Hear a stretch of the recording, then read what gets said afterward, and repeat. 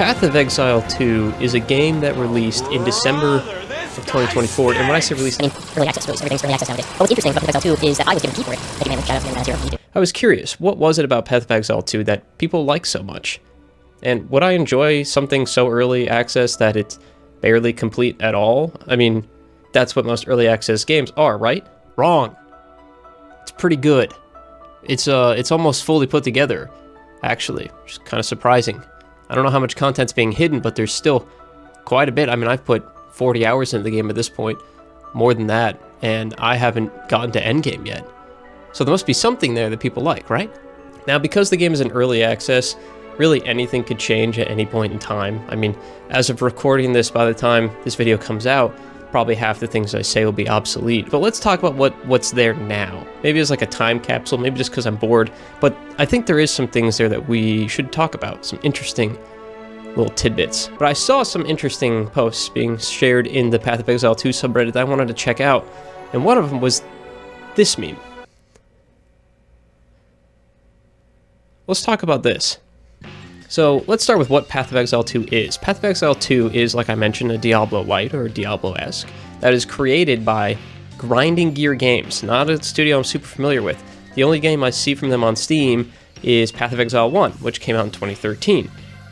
So it's set in a dark medieval fantasy world, that I know, but the story, up until this point, I'm not entirely sure what's going on. I've heard that there is some correlation between the second and first game, but for the most part, this was supposed to be a new take. So let's explore that. Let's start with Act 1. A large manor resides looming over Oghem Village. Monsters crawl over the manor's walls and through the city itself. The village has been seized by demonic entities and the undead. The few survivors that remain have moved outside of the village, through the forest, also consumed with these demonic entities, and towards the coastline, on a small fort, basically, next to the beaches, where you awaken. The makeshift fort you find your way into is far from a healthy civilization, but one that you can help. It's up to you to fight your way back through the forest, into Oghem Village, into the manor, to find what the source of all these problems is and put an end to it. Okay, so let's break down the map design of Act 1. We have some nicely sized maps here, with a lot of variety between each of them that really helps them stand out, distinguish themselves. For example, we have the forests like Clearfell and Grelwood. We also have the mud pits, which is one of the first dungeons you go into. Really interesting. A lot of skeletons there and mud people. It kind of feels like a Dark Souls 1 kind of experience. Which is interesting, because the store page does say it's a Souls-like. We also have the Red Veil, which I like a lot. There's a lot of undead soldiers here, but you can also find the rusted equipment lying on the ground. Pools of blood seemingly forever residing. A lot of demons crawling around too. Makes it seem like there was some kind of big battle here where the humans lost. Nice. And then you have the Grim Tangle, which is sort of like, what if Darkwood was a hack and slash adventure game instead of what it turned out to be. Really interesting. I love the designs of the monsters here. It also contains our fungal zombies, like a Last of Us maybe type of thing. It seems like it's pulling a lot of different genres together into this one. I like them a lot, and the fungal zombie boss at the end is cool too. Moving on, we got the cemetery. A little overcrowded these days, but we can put those undead to rest. To get through the cemetery, you have to collect a key. You can find each half of one of the 2 dungeons here. Pretty fun, and at the end you're rewarded with a really good boss. We also have the Hunting Grounds, which is sort of like a Jurassic Park light adventure. A lot of monsters seem to be like with these thorns and brambles in them, making them seem more threatening than your traditional ones. Like every monster here from the beginning of the game till now has been corrupted in some way. You know, in hindsight, the Hunting Grounds might feel a little bit out of place. It did for me. The thick jungles seem to be a little bit different from the forests that we've been traveling through. Seemed like things were forest, thorns, mud, roots, trees, jungle. Even the cemetery felt more in place since I know we're headed towards the village. But, not sure why this is here. Keeping on the theme of jungle, we also have the Freythorn. A tribe live out here in the jungle and have gone mad with magics. It's also a bit tad out of place and surprisingly unimportant in the grand scheme, at least for now.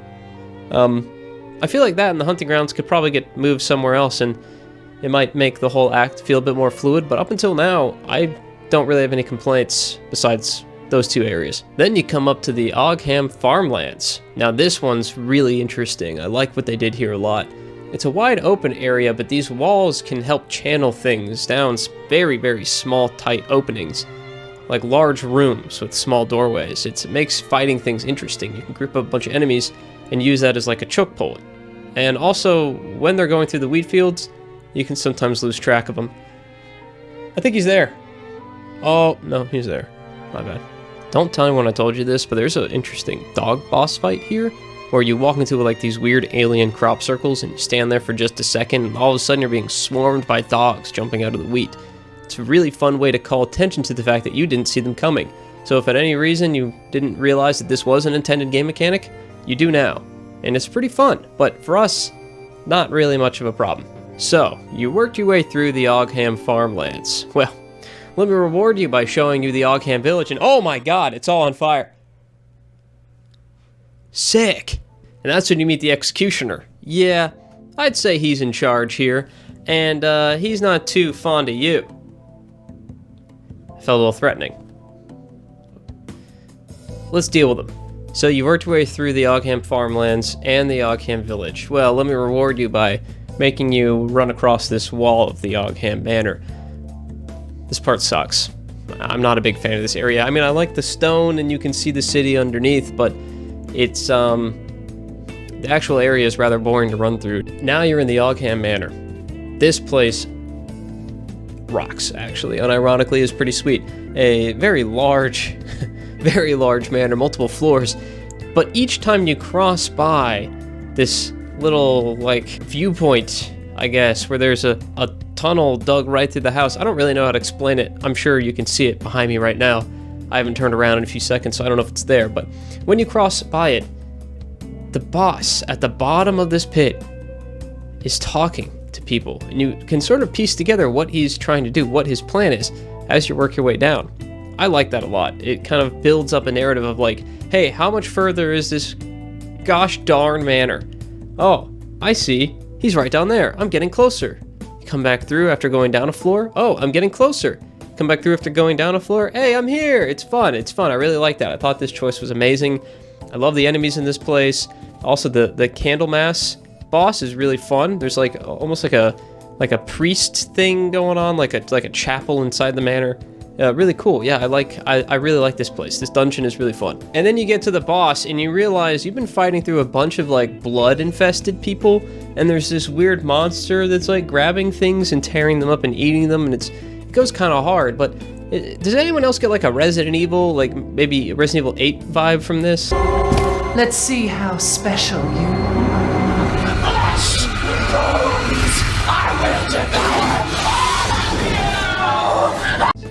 I like it. I really like it. And then plus the boss turns into a werewolf when you fight him. I thought he was going to be a vampire, but I guess it's a werewolf. It's kind of in the same vein, right? But I think it's really fun. I really like the almost ode to horror of past, like Castlevania and Resident Evil as the first main boss. And he's a very fun boss. So Act 1 looks great. Okay, so I've shown you a lot of this act. I know we're kind of speeding through it, but we have 2 more to go. So what did I think of it? What are my opinions? Did it keep me interested? Yes, actually it did. I love the variety quite a bit. And at this point in the game, when you're sort of just starting to get your powers, you're kind of seeing everything for the first time, right? So showing you a large variety of different enemy types right there smack dab at the beginning makes it seem like you're like, oh, the scope of this game is going to be quite big. There's going to be a lot of different areas, a lot of different enemies, a lot of variety. And even though a lot of these areas have a lot of variety in them, the way that they connect to each other is pretty well done, I think. I don't really see too much of things that we can move around here besides the jungle area. That one we could probably move somewhere else, especially because, spoiler, one of the acts is almost entirely that.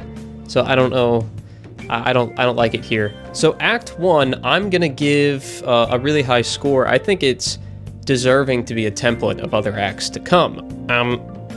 Messi, you've reviewed these areas saying words like Dark Souls and Diablo, Jurassic Park, Darkwood, and Resident Evil are all different games that you're referencing, and you're saying you like the variety, but I'm starting to think maybe you're just stupid. Are you a dumb idiot? Yes. Final review, 10 out of 10. I wish there was more. It happens to be the shortest act that we have access to so far. Please expand it. It's fantastic. You defeated the boss at the end of Act 1 in the Arkham Manor, and now you follow the trail east to catch that beast you found within. You're told it's time to head into the Vestiri Plains. In the plains, you navigate around using the Marikith caravan, as it's being pulled by hundreds of undead servants. Is that ethical? The maps in Act 2 are significantly larger than the maps of Act 1. I mean, Trader's Passage into the Halani Gates is a good third of the act, and it happens all at the same time. 2 dungeons back to back, massive ones. The first notable things you're going to face here, enemies-wise, are a bit different than Act 1 though, and I do like the individuality they put into this. We start off with some hyena demons. Working our way through, we find brimstone crabs as well. These 2 are new enemy types, but we also find a lot of undead we've seen before. In the Trader's Passage, we do have other interesting new enemy types, such as the Striders. Hope you don't have arachnophobia. Jump scared. And the Tomb Shriekers, which I think are cuddly. They kind of look like Pokemon. I like them. And a lot of enemies in this act are reskins of enemies that we've seen in Act 1, which makes sense. There's a lot of variety in Act 1. We should pull some of that into Act 2, reskin it, flavor it up. I just wish there was a little bit more done on a profile, like when you're staring at just your character in the middle of the screen. Things sort of, the detail sort of gets spread out, and when enemies look so similar to one another and act in similar ways, it all kind of blends into some amorphous, humanoid versus snake, and everything becomes humans and snakes. Do you get what I'm saying? There needs to be a bit more individuality in the designs and the attacks they do that make it seem like they stick out amongst the other things that do the exact same thing. It's a lot of sand pits. A lot of sand pits. We do find that the bone pits are sand but black, which is fun. Eventually we work our way to the Dreadnought, which is where the final boss of this act takes place. It's a large caravan like the one that you've been staying on yourself, but significantly larger and full of hundreds of thousands of people. Maybe not hundreds of thousands, maybe like 8,000 people. How the hell does this thing work at all? It makes no sense. This is way too big. You're telling people to live on this thing? There isn't even anything to do on here. It's just all dead bodies and weapons.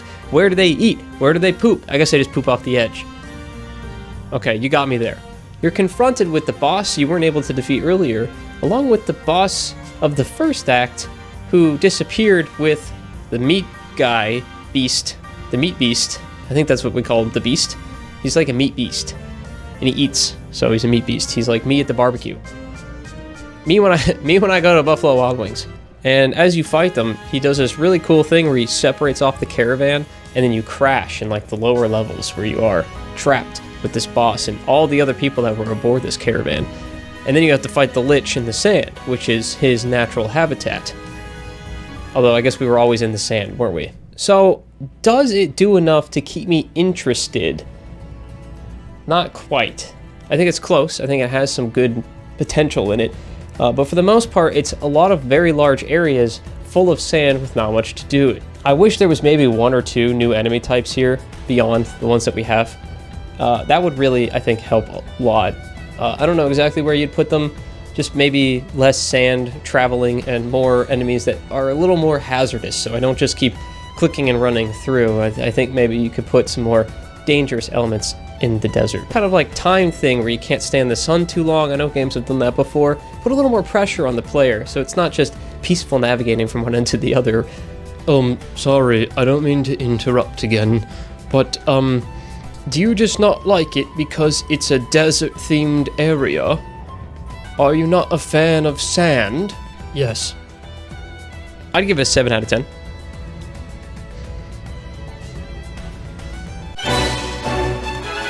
Hot on the trail of the beast, we crawl our way out of the wind-whipped sands of Act 2 and find ourselves approaching the long-lost land of Utzal. Large ziggurats are seemingly lost in the thick jungles here. Hey, remember the jungles that we were talking about in Act 1? This is going to be a lot of that. So let's talk about the map design of Act 3.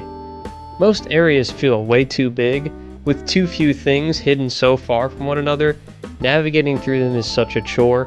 And remember, these maps reset every like 15 minutes or so. I don't remember the exact value, but if you don't finish exploring it fully in those 15 minutes, leaving it and coming back could mean you start all over.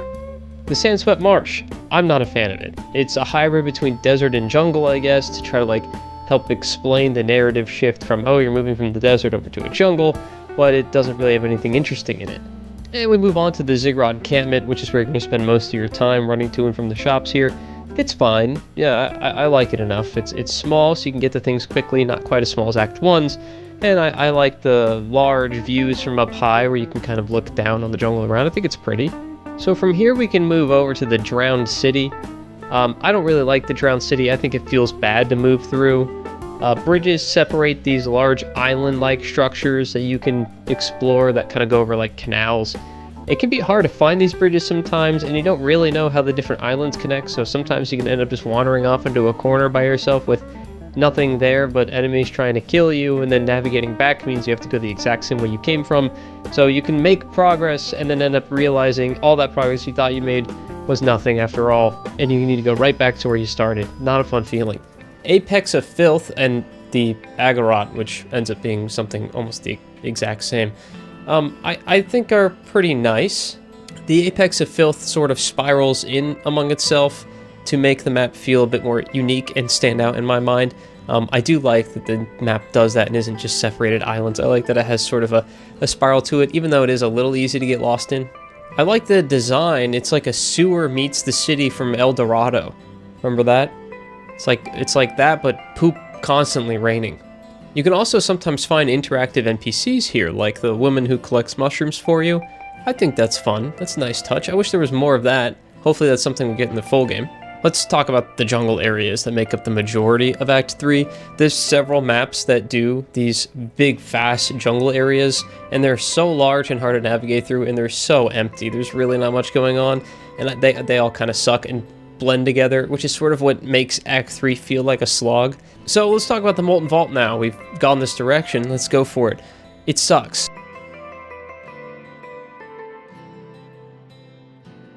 The Venom Crypts are fine. It's a nice short dungeon. I like that it's mostly based around snake enemies. It doesn't overstay its welcome, and the poison mechanics are kind of fun. You gotta worry about that when you're dealing with a lot of snake-like enemies. That being said, it's not all bad for Act 3. Yes, the jungles aren't very interesting. Yes, most of the waterways you have to work through, which are also a big significant part of the game, are not very interesting. But there are some cool things at the end of Act 3 that I really like. The big twist with Utzal, I think, is really fun. It's, I can't say too much, but it's a really interesting place to look at. So far different from what you were experiencing before, even if it is set in the same place. Jaquani's Macarium and Sanctuary is fine. I mean, it starts off a little generic. It's a dungeon like we've seen before, but it has some interesting mechanics to it with the soul cores you have to grab and activate different terminals with. I like it. And when it comes to life, when the torches turn on and everything starts lighting up, it's pretty fun. There's also a shining star in Act 3 with the Temple of Kopek. It's this triangle-shaped dungeon that you have to work through, which has a hazard in the middle of it, like I said might be interesting in Act 2, that you can't stay in the sunlight too long because the direct power of the sun hurts you quite a bit. And this is where the fake-out final boss is. I really like this area. I think it's one of the best ones in Act 3. But the most interesting area in Act 3 goes to the Black Chambers. I mean, what is even going on here? It's like we're walking through Prometheus, the alien movie, and I don't, it kind of comes out of nowhere. It's very jarring, and I think maybe for some that might be the appeal to it, but in my case it feels really out of place and not like a surprise. This has been happening all along, but more of like a cheap way of writing in something different. It's like they were trying to hammer in something a little more variety because they realized their Act 3 was a little samey, sort of like their Act 2. I don't know, maybe some hints as to this coming up could be useful. Maybe we see some more of this in the like beginning parts of Act 3 and then it disappears for a while and comes back like, hey, surprise, that wasn't a one-off thing. That's this whole climax, this whole ending point. But I do think the boss is interesting. It's kind of like fighting Eggman in Sonic. Except I'm not very fast. It's good though. But do these enemies and maps iterate enough to keep Act 3 interesting for me? No, but yes in the beginning, and then there's just a huge, large gap of Act 3 where my interest sort of wanes and tapers off before we get to the big twist of Act 3, which I don't want to spoil even though I've showed you quite a bit of it, that I think kind of brought me back in, made me more interested. So yes, big no, and then another medium yes. So I'd say probably 60% no, and that'll be the answer I have to give. Okay, so my final thoughts on Act 3. Again, too long. Makes me want to hate it, but honestly, it's probably on par with Act 2. It does have a really interesting twist, which brought me back into it. The final boss just feels so out of place, though, even if it was interesting and design choices were pretty good. It didn't really fit the theme of what the act was, in my opinion. Excuse me, but it seems like you're hating on this act because you don't like the bosses very much. You didn't even name or go over any of them. And in the beginning you said bosses would be considered, but it wouldn't really be heavily considered in your rating. Am I understanding this correctly? Yes. Act 3 final score time, I would give it a 5 out of 10, but I really do like the twist in the final few moments, the final few maps.